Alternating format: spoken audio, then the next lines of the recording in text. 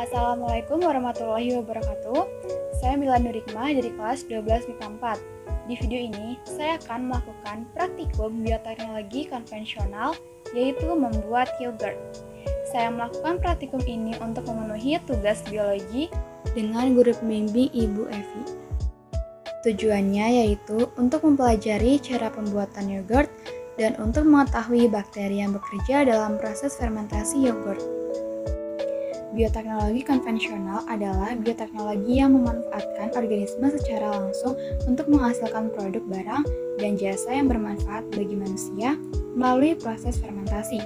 Yogurt merupakan produk hasil teknologi pangan dari olahan susu yang difermentasikan oleh bakteri asam laktat atau Streptococcus thermophilus dan Lactobacillus bulgaricus. Pembuatan yogurt dilakukan dengan cara bioteknologi konvensional, menggunakan alat dan bahan yang mudah didapat. Pada umumnya, bahan utama pembuatan yogurt adalah susu murni. Susu merupakan cairan yang diekskresikan oleh kelenjar memae pada beberapa hewan ternak, contohnya sapi. Yogurt plain biokol mengandung bakteri Streptococcus thermophilus dan Lactobacillus bulgaricus yang dapat digunakan sebagai starter dalam proses fermentasi. Bakteri asam laktat akan menghidrolisis gula susu, laktosa menjadi asam laktat. Selain membentuk asam laktat, hidrolisis laktosa oleh kedua spesies bakteri tersebut dan juga metabolisme nitrogen dari hidrolisis protein, terutama oleh bakteri Lactobacillus bulgaricus yang menghasilkan senyawa asataldehid yang memberikan aroma khas pada yogurt. Sedangkan Streptococcus thermophilus berperan pada pembentukan cita rasa pada yogurt.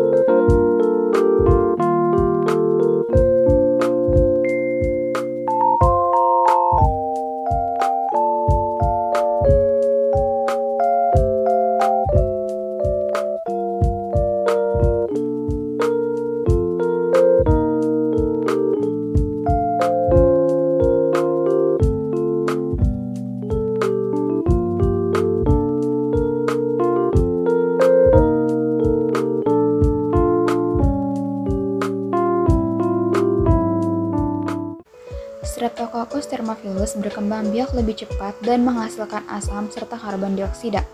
Asam dan karbon dioksida yang dihasilkan akan merangsang pertumbuhan dari Lactobacillus bulgaricus. Di sisi lain, aktivitas proteolitik dari Lactobacillus bulgaricus memproduksi peptida, penstimulasi, dan asam amino untuk dapat dipakai oleh Streptococcus thermophilus.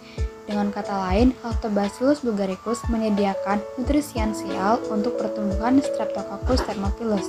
Lactobacillus bulgaricus akan menguraikan laktosa menjadi asam laktat dalam susu. Asam laktat inilah yang menyebabkan rasa asam. Komponen susu yang paling berperan dalam pembuatan yogurt adalah laktosa dan kasein. Laktosa yang merupakan gula susu digunakan sebagai sumber energi selama perkembangbiakan bakteri dan akan menghasilkan asam laktat serta koagulasi protein pembentuk gel. Semakin tinggi kadar protein dalam yogurt, maka kekentalannya semakin tinggi. Pengikatan air oleh protein menghasilkan tekstur yang lebih lembut. Protein yang terkoagulasi oleh asam akan membentuk gel sehingga tekstur yogurt lebih kental.